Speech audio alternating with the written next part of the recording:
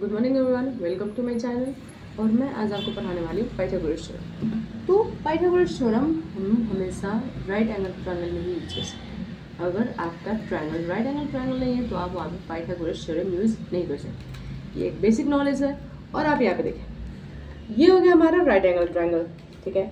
तो जो हमारा 90 डिग्री एंगल बना था ना, उसके अपोजिट साइड में होता है हमारा हाइपोटेनियस साइड, इतना याद रखें। और उसके बाद तो आप परपेंडिकुलर और बेस जहाँ भी मान सकते। और पर ये वाला कंडीशन तो नॉर्मल हो गया, पर इसका एक और कंडीशन आता है जो कि है आपका थीटा वाला। यानी कि इस राइट एंगल ट्रायंगल में आपको दो एंगल दिए होंगे, एक नहीं।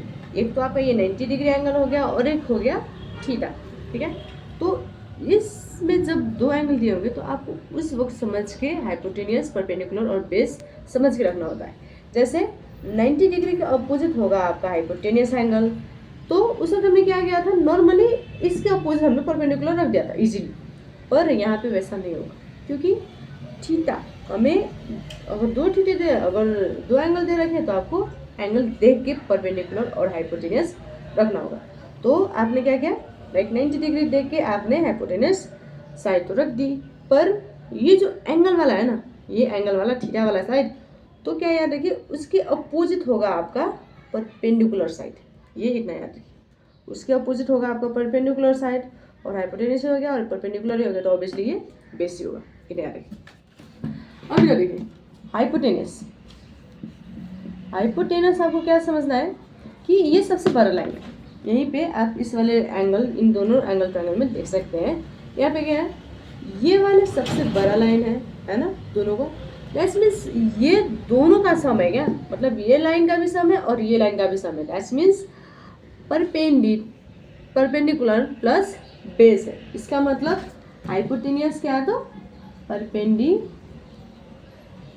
Perpendicular plus base.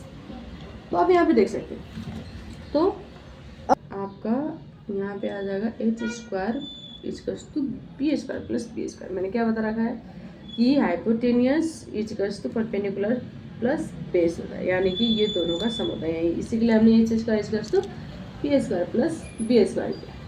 तो ये हमारा लाइक सबसे बड़ा लाइन होने के कारण हम दोनों का सम इसलिए रखते हैं। और स्क्वायर यहाँ पे देखिए, आप यहाँ पे देख सकते हैं H square equals to P square plus B square. तो इस स्क्वायर को हम इधर लाइक इजकल्स टू के इधर ले आएंगे तो क्या हो जाएगा, हमारा रूट में कन्वर्ट हो जाएगा।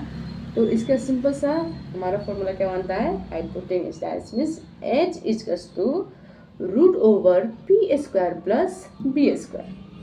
और ये हो गया आपका हाइपोटेनस का फॉर्मूला। अब परपेंडिकुलर का फॉर्मूला अनुसार आप देख सकते हैं, मैंने आपको क्या बता रखा है कि H square equals to P square plus B square.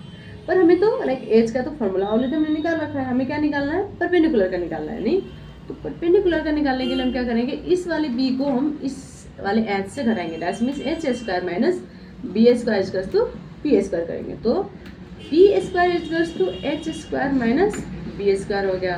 अब आप पी इजकल्स टू, अब ये रूट क्या है, तो यहाँ पे रूट एक्स्ट्रा होगा तो हमें रूट इधर ले जाना होगा। तो root over H square minus B square, ये हो गया आपका परपेंडिकुलर का फॉर्मूला। अब आप ऐसे ही करके हम बेस का फॉर्मूला निकाल सकते हैं। जैसे आप देख सकते हैं H square equals to P square plus B square. ये तो आपको पता होना चाहिए कि एच क्या है, हाइपोटेनस है, सबसे बड़ा साइड है, तो ये दोनों का सम हुआ, ठीक है।